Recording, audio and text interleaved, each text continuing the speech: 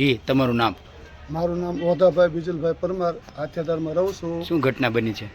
મને એવી સમાચાર મળ્યા કે બાળ લગ્ન શક્તિનગરમાં થાય છે જાંબા રોડ માથે.